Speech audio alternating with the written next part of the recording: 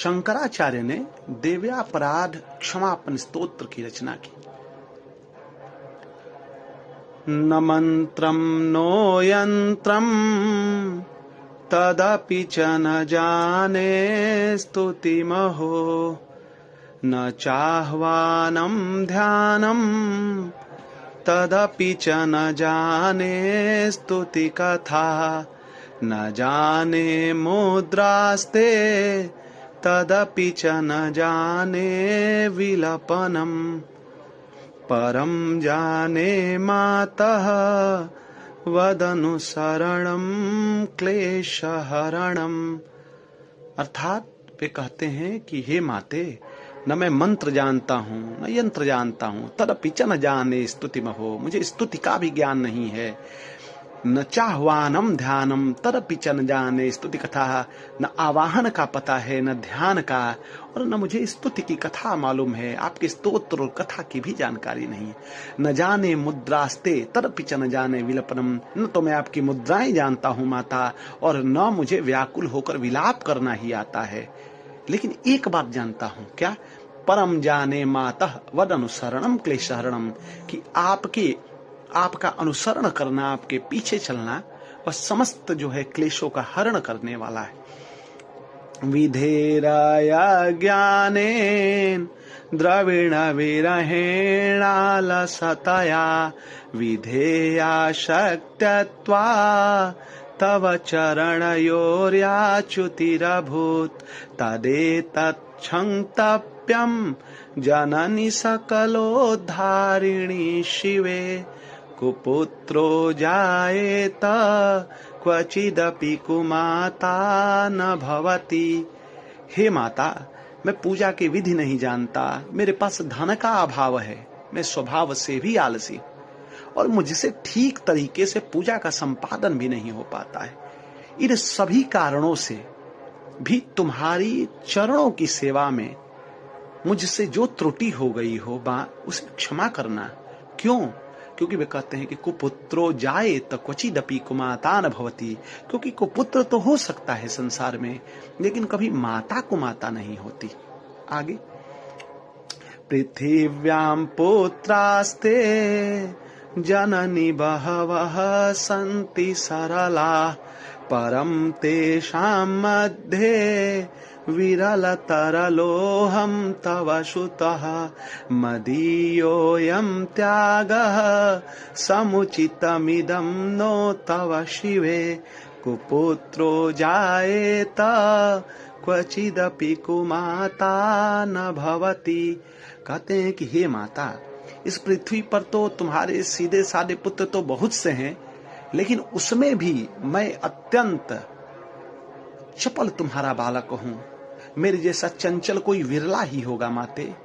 हे शिवे, मेरा जो यह त्याग हुआ है यह तुम्हारे लिए कदापि उचित नहीं है, क्योंकि संसार में कुपुत्र तो हो सकता है किंतु कभी भी माता कुमाता नहीं होती। आगे देखिए, जगन्मातः मातः तव चरण सेवा न रचिता, न वा दत्तं देवी द्रविणमपि भूयस्तव मया, तथापि त्वं स्नेहं मयि निरुपमं यत प्रकुरुषे, कुपुत्रो जायेत क्वचिदपि कुमाता न भवति।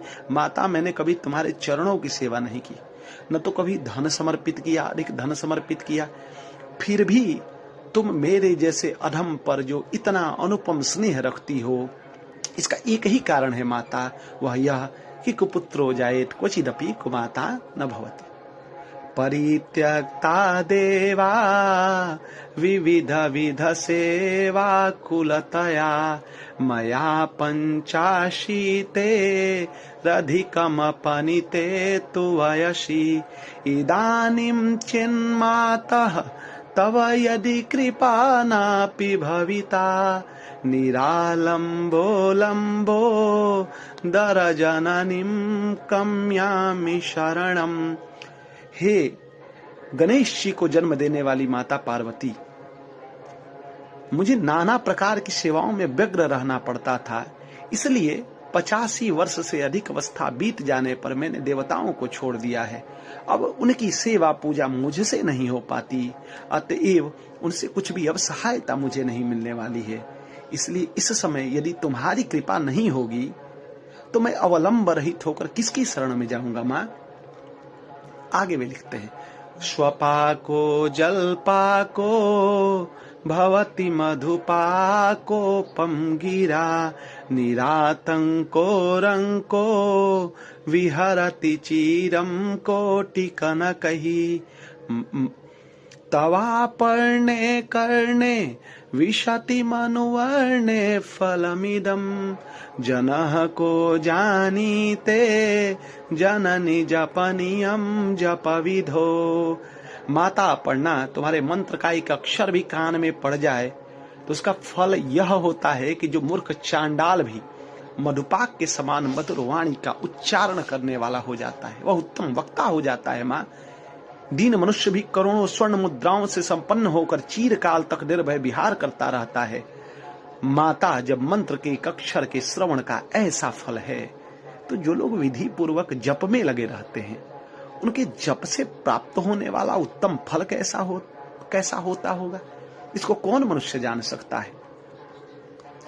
चिता भस्मालेपो गरलमशनम दिकपटधरो जटाधारी कंठे भुजगपतिहारी पशुपतिः कपाली भूतेशो भजति जगदीशैकपदवीं भवानी त्वत्पाणि ग्रहण परिपाटी फलमिदम्। भवानी, जो अपने अंगों में चिता की राख भभूत लपेटे रहते हैं, जिनका विश्व ही भोजन है, जो दिगंबर धारी हैं, मस्तक पर जटा और कंठ में नागराज वासुकी को हार के रूप में धारण करते हैं तथा जिनके हाथों में कपाल शोभा पाता है, ऐसे भूतनाथ पशुपति भी जो एकमात्र जगदीश की पदवी धारण करते हैं, इसका क्या कारण है माता? यह महत्व ने उन्हें इसलिए मिला क्योंकि यह तुम्हारे पाणी ग्रहण की परिपाटी का फल है, तुम्हारे सतविवाह होने के कारण ऐसा है। न मोक्षस्याकांक्षा भव विभव वांछापि च न मे न विज्ञानापेक्षा शशिमुखी सुखेच्छापि न पुनः अतस्त्वां संन्याचे जननी जननं यातु मम वै मृडानि रुद्राणि शिव शिव भवानीति जपतः।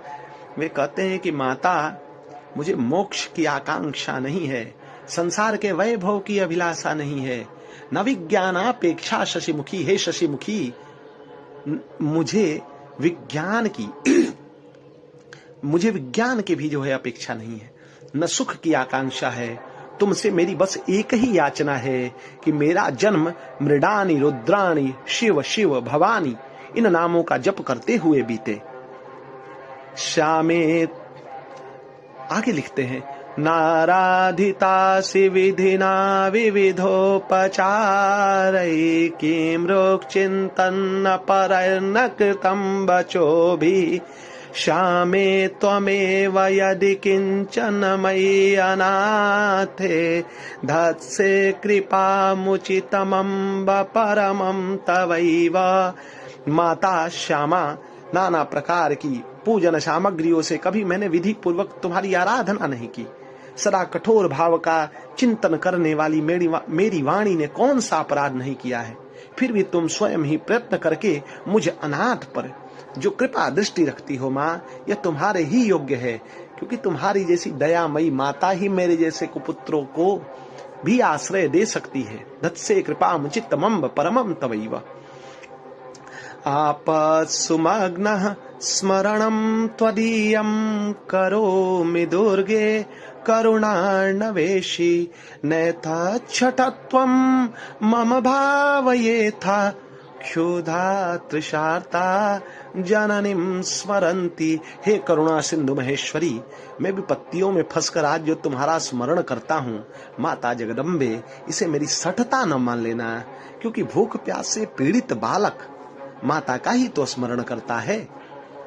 जगदम्ब विचित्र मात्र किम परिपूर्णा करुणास्ति चिन्मयी अपराध परंपरा परम नहीं माता समुपेक्षते सुत्तमा मत्समः पातकी नास्ति पापाग्नि त्वत्समान ही एवं ज्ञात्वा महादेवी यथा योग्यम तथा कुरु। इति श्री शंकराचार्य विरचितम देव्यापराध क्षमापन स्तोत्रम संपूर्णम। वे कहते हैं कि जगदम्ब, मुझ पर जो तुम्हारी पूर्ण कृपा बनी हुई है इसमें आश्चर्य की कोई बात नहीं है, क्योंकि अपराध परंपरा परम नहीं माता समुपेक्षते सुत्तमा। पुत्र अपराध पर अपराध क्यों न करता जाता हो, फिर भी माता उसकी उपेक्षा नहीं करती।